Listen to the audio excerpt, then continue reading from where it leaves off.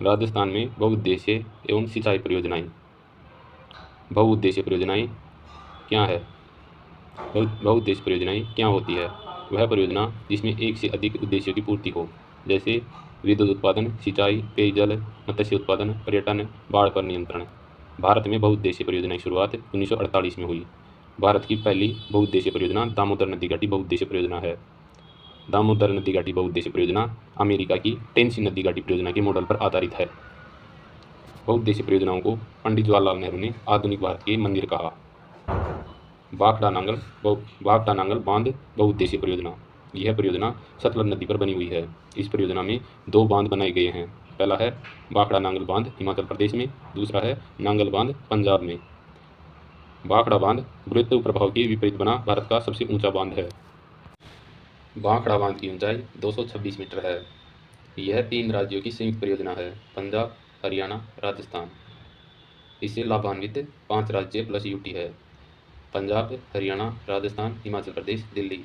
इस परियोजना में राजस्थान की हिस्सेदारी 15.2% है। अगली परियोजना है रावी व्यास परियोजना। यह परियोजना 3 राज्यों की संयुक्त परियोजना है। रावी व्यास परियोजना में राजस्थान, हरियाणा, पंजाब शामिल है। रावी नदी जल विवाद को सुलझाने के लिए राजीव गांधी लोंगेवाला समझौता हुआ, जिसके तहत 1986 में इराडी आयोग का गठन किया गया। इराडी आयोग की सिफारिश पर 1989 इराडी आयोग की सिफारिश पर 1989 में इस विवाद को सुलझाया गया। राजस्थान को रावी नदी का अतिरिक्त जल व्यास नदी से उपलब्ध कराया गया। व्यास नदी पर 2 बांध बनाए गए हैं। पहला है पोंग बांध, दूसरा है पंडोह बांध। पोंग बांध और पंडोह बांध हिमाचल प्रदेश में है। पोंग बांध में राजस्थान की हिस्सेदारी 20% है। पंडोह बांध में राजस्थान की हिस्सेदारी 59% है, 59% है। अगली परियोजना है चंबल नदी घाटी बहुउद्देशीय परियोजना। यह चंबल नदी पर है। चंबल नदी घाटी बहुउद्देशीय परियोजना 2 राज्यों की है, राजस्थान और मध्य प्रदेश।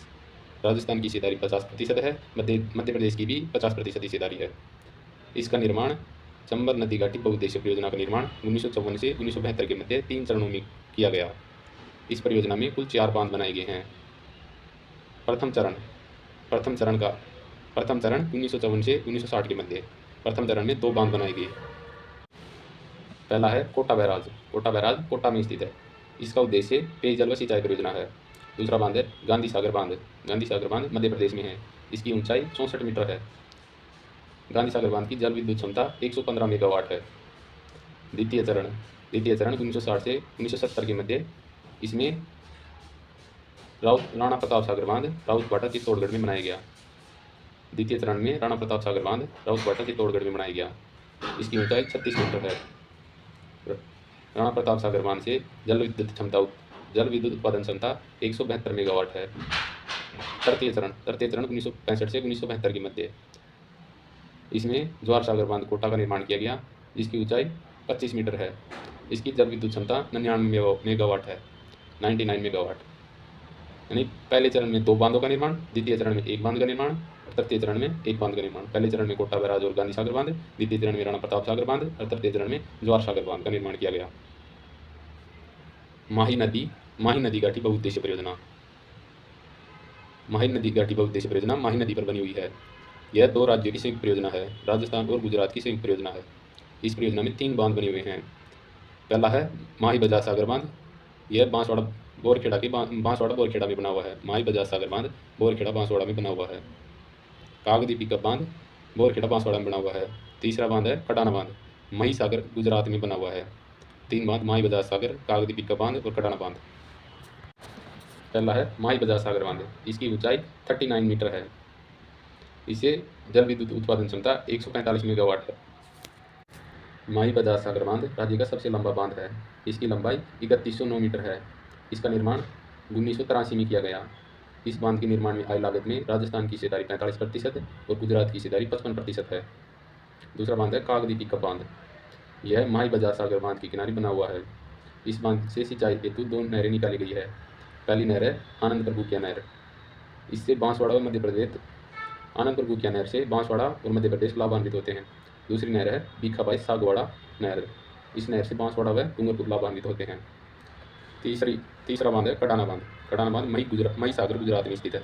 इस बांध के निर्माण में इस बांध के निर्माण में व लाभ में 100% हिस्सेदारी गुजरात की है। कर्नाला बांध के निर्माण और लाभ में 100% हिस्सेदारी गुजरात की है। जाखम बांध परियोजना जाखम नदी पर प्रतापगढ़ जिले में है। यह राज्य का सबसे ऊंचा बांध है। इसकी ऊंचाई 81 मीटर है। इससे 5 से 7 मेगावाट विद्युत का उत्पादन होता है। सिंचाई परियोजनाओं का वर्गीकरण। पहला है वृहत सिंचाई परियोजना। वह परियोजना जिसके अंतर्गत 10,000 हेक्टेयर भूमि सिंचित भूमि आती है। वृहत सिंचाई परियोजना वह परियोजना जिसके अंतर्गत 10,000 हेक्टेयर सिंचित भूमि आती है। दूसरा है मध्यम सिंचाई परियोजना। सिंचित भूमि का 2,000 से 10,000 हेक्टेयर के मध्य आती है। मध्यम सिंचाई परियोजना में 2,000 से 10,000 हेक्टेयर तक सिंचित भूमि आती है। तीसरी है लघु सिंचाई परियोजना। इसमें 2,000 हेक्टेयर से कम सिंचित भूमि आती है। लघु सिंचाई परियोजना में 2,000 हेक्टेयर से कम सिंचित भूमि को शामिल किया है। राजस्थान की प्रमुख सिंचाई परियोजनाएं। सबसे महत्वपूर्ण राजस्थान की सिंचाई परियोजना है इंदिरा गांधी नहर परियोजना। इसका प्रारंभिक नाम राजस्थान नहर था। 2 नवंबर 1984 को इसका नाम बदलकर IGNP यानी इंदिरा गांधी नहर परियोजना कर दिया गया। इस नहर को लाने का श्रेय बीकानेर रियासत के शासक शार्दुल सिंह को जाता है। 1948 में बीकानेर रियासत ने नहर लाने के लिए भारत सरकार को पत्र लिखा, जिसका शीर्षक था बीकानेर राज्य को जल की आवश्यकता। 1948 में बीकानेर रियासत ने नहर लाने के लिए भारत सरकार को पत्र लिखा, जिसका शीर्षक था बीकानेर राज्य को जल की आवश्यकता। सतलज व व्यास नदी के संगम पर पंजाब में 1952 में हरिके बैराज का निर्माण किया गया। 1953 में विश्व बैंक ने इस नहर को लाने के लिए आर्थिक सहयोग पर सहमति दी। इस नहर की रूपरेखा कंवर शहर ने तैयार की। इस नहर का शिलान्यास 31 मार्च 1958 को तत्कालीन गृह मंत्री गोविंद वल्लभ पंत के द्वारा किया गया। इस नहर का उद्घाटन 11 अक्टूबर 1961 को उपराष्ट्रपति डॉक्टर सर्वपल्ली राधाकृष्णन द्वारा किया गया। IGNP का निर्माण 2 चरणों में किया गया। प्रथम चरण इस चरण में हरिके बैराज पंजाब से पुंगल बीकानेर तक निर्माण किया गया। प्रथम चरण की लंबाई 393 किलोमीटर है। IGNP के प्रथम चरण को 2 भागों में बांटा गया है। पहला है फीडर नहर हरिके बैराज से मसीतावाली हनुमानगढ़ तक है। इसकी लंबाई 204 किलोमीटर है। पंजाब में 150 किलोमीटर, हरियाणा में 19 किलोमीटर और राजस्थान में 35 किलोमीटर। फीडर नहर में जल के उपयोग पर प्रतिबंध लगाया गया है। IGNP का राजस्थान में प्रवेश बरखेड़ा गांव हनुमानगढ़ से होता है। दूसरी है मुख्य नहर मसीतावाली हनुमानगढ़ से पुंगल बीकानेर तक है। मुख्य नहर की लंबाई 189 किलोमीटर है। द्वितीय चरण में IGNP पुंगल बीकानेर से गडरा रोड बाड़मेर तक लाई गई। द्वितीय चरण में IGNP को 2 भागों में बांटा गया है। पहली है मुख्य नहर, दूसरी है उपशाखा। द्वितीय चरण में मुख्य नहर पुंगल बीकानेर से मोहनगढ़ जैसलमेर तक बनाई गई। इसकी लंबाई 256 किलोमीटर है। द्वितीय चरण में उपशाखा का निर्माण मोहनगढ़ जैसलमेर से गडरा रोड बाड़मेर तक किया गया। इसकी लंबाई है 165 किलोमीटर। द्वितीय चरण में IGNP की कुल लंबाई 421 किलोमीटर है। IGNP की कुल लंबाई 814 किलोमीटर है। राजस्थान में IGNP की कुल लंबाई 645 किलोमीटर है।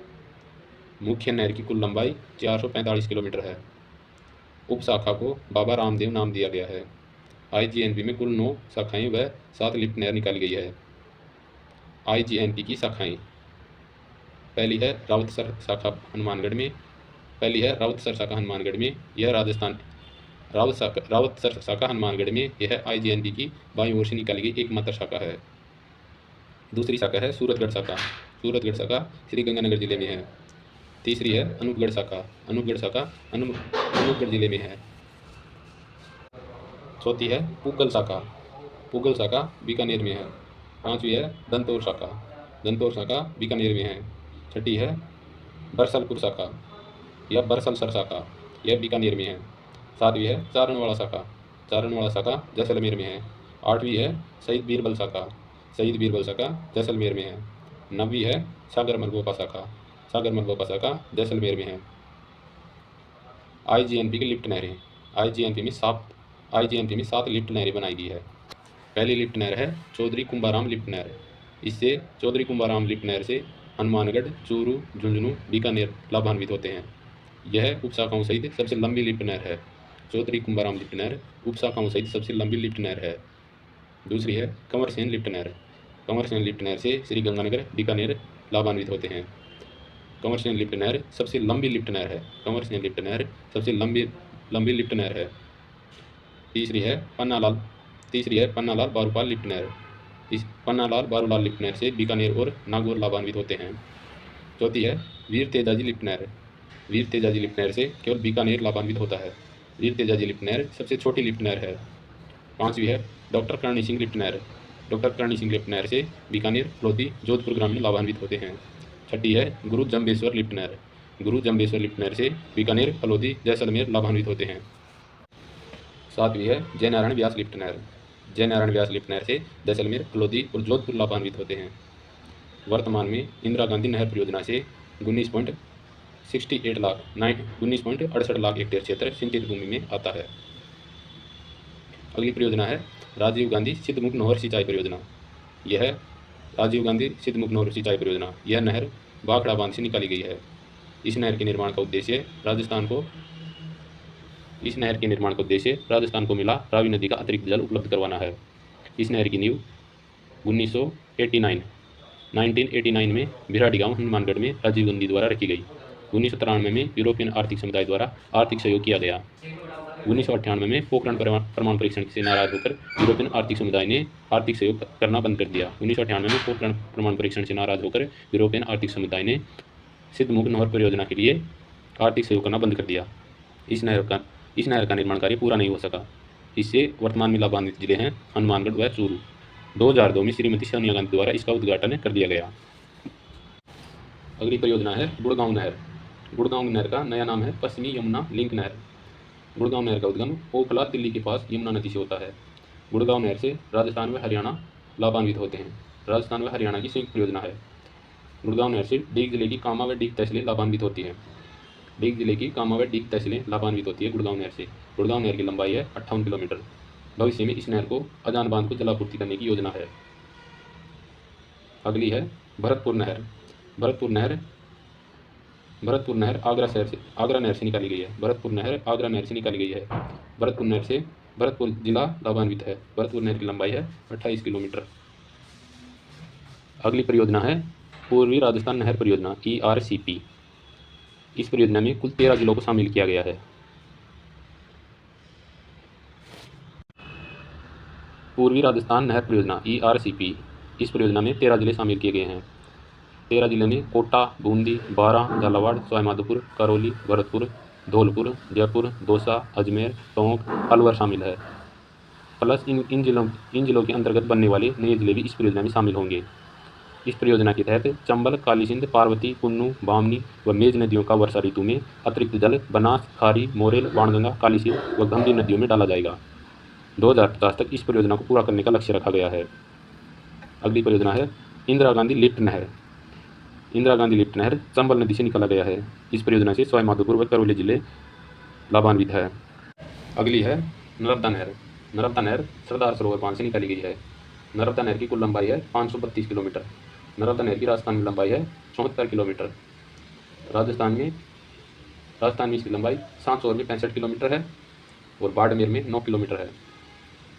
सरदार सरोवर परियोजना में राजस्थान की हिस्सेदारी केवल जल में है। सरदार सरोवर परियोजना में राजस्थान की हिस्सेदारी केवल जल में है। नर्मदा नहर का राजस्थान में प्रवेश सीलू गांव सांचौर से होता है। नर्मदा नहर का अंतिम पॉइंट गहनदेव कला गांव बाड़मेर है। नर्मदा नहर में पहली बार जल मार्च 2008 में छोड़ा गया। यह परियोजना पूर्णतः बूंद बूंद सिंचाई प्रणाली पर आधारित है। इस नहर से निकाली गई लिफ्ट नहरें, पहली है सांचौर लिफ्ट नहर, दूसरी है भादेड़ा लिफ्ट नहर, तीसरी है पनोरिया लिफ्ट नहर। सरदार सरोवर बांध के निर्माण के विरोध में नर्मदा बचाओ आंदोलन चलाया गया। यह आंदोलन बाबा आपटे व अरुंधति रॉय के नेतृत्व में चलाया गया। इस बांध की ऊंचाई बढ़ने के विरोध में जल सत्याग्रह आंदोलन चलाया गया।